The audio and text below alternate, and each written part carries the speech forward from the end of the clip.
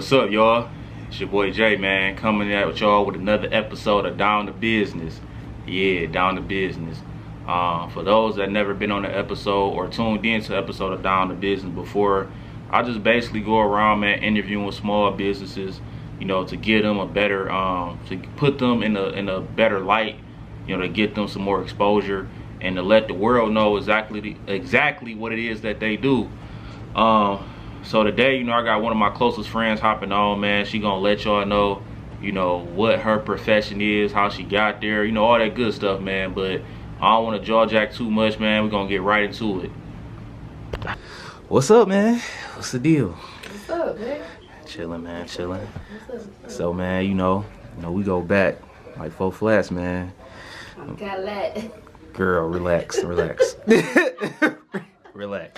But no, man, shit, it's down to business, man. So, you know, I know you got your own business, man. So, you know, this platform really is a way to, you know, put you in front of people, man. Let them know what you do, man, because, you know, you're real talented in your line of work. So, kind of want to put you out there a little bit.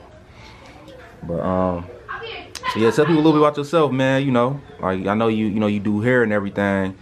You can braid your ass off. I be trying. You know what I'm saying? It's a myth that you gonna braid 2 people's head at the same time. That's what I'm hearing. In these streets. I don't know how the fuck you do that. That's what I'm hearing, man. So, but no, go ahead and tell people, you know, a little bit about yourself and everything, man. Let me see. So I started braiding when I was probably like about 12. For real. My own hair though, and then I started like doing like family members, but I never took it serious just because it just seemed like too much work.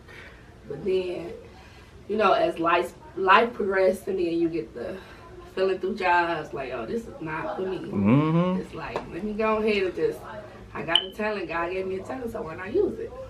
So, sure. Stepped out on faith about, what was it, 2.5 years ago? And I'm like, you know what, I'm about to just do this because I'm tired of working for people and I'm over that. So I, you know, got my basement together real quick, got me a little shop. Shout out to my cousin Nika. She put it together for me. Yeah, she turned that boy out. She did. Yeah, She put it together for me. And I was, you know, hustling out my basement for a good like year, for real. And then just recently I got into a shop, maybe like June, July. And I've been doing things since then, you know. You know, I feel it, because I mean, you know, the pandemic, you know what I'm saying, produced a lot of, you know, millionaires, a lot of new entrepreneurs and everything like that. And I seen that, you know, your business in particular really start to flourish, you know, during the pandemic. You know what I'm saying? And you know, I tell people the pandemic was a gift and a curse at the same time. Definitely. You know what I'm saying? Because it forced people to really sit at home and figure out what it is that they really want to do. You know, there's a lot of bad stuff that came with it, but, you know, I think that's one of the brighter sides, you know, to the whole pandemic, though. You know what I'm saying? But my question to you was this, though, like, you know, I understand you said, you know, you go through life and, you know, you start to think like, dang, I really don't want to work. But what was like that particular moment that you knew, like, I'm about to just start braiding hair and getting paid off, like that moment that you really knew you was about to really take it serious?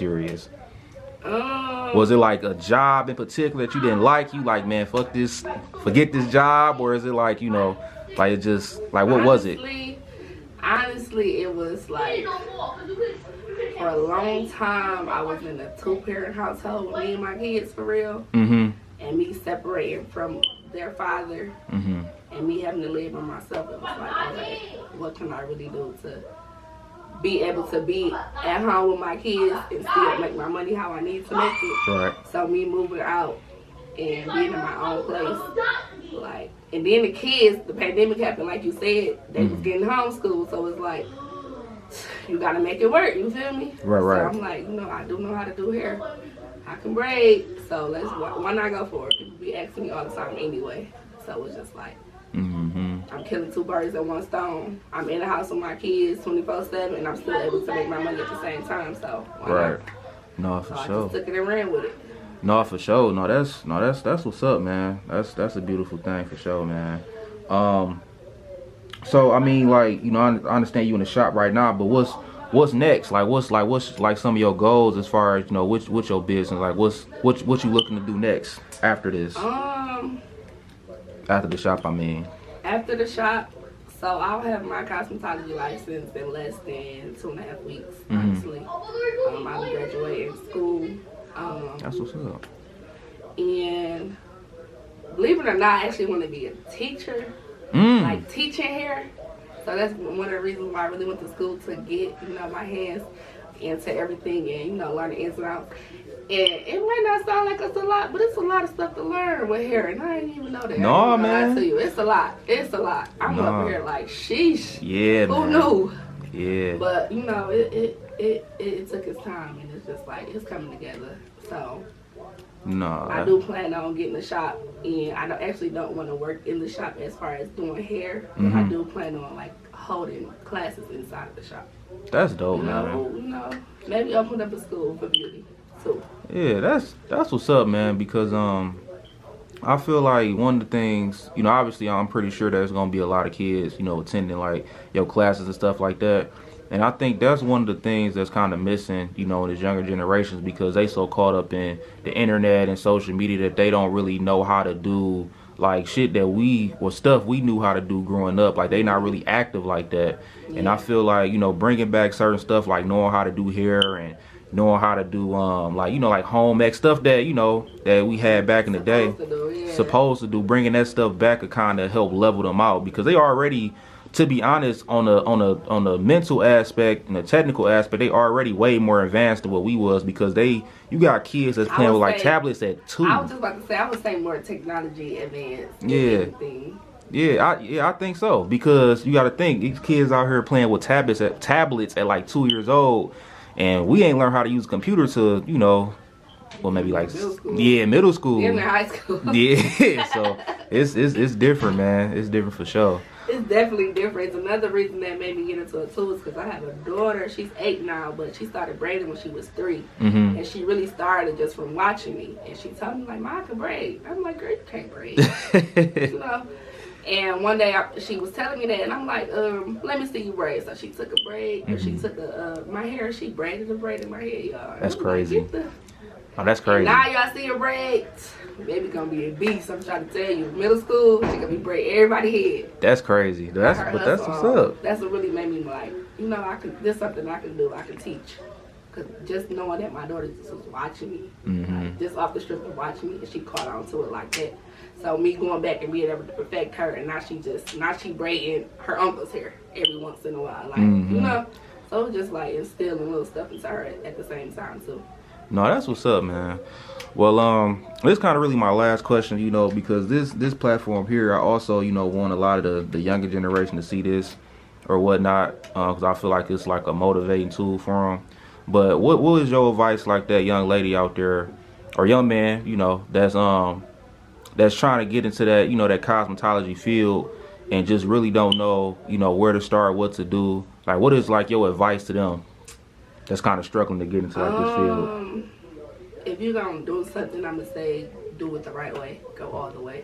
It's one thing to play on our playing field, and when I say that, I mean African Americans, but it's another thing to play on their playing field.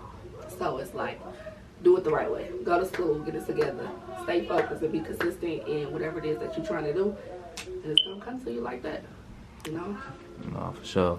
No, man. Well, that's concludes our episode of Down to Business, man. I appreciate you for tapping in, man.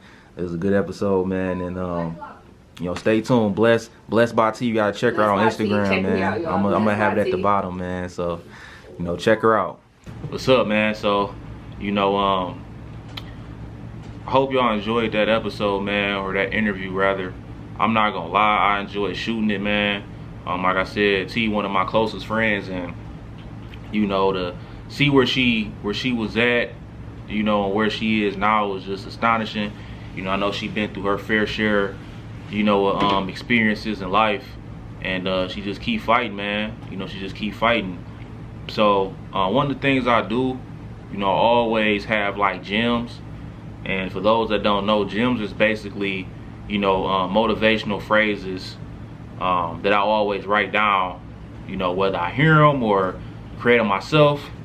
But one of the gems, or a gem that I feel like fits, you know, T in particular in her story, is your attitude determines your altitude. What do I mean by that? Basically, man, your attitude determines how high you can go, how successful you can be.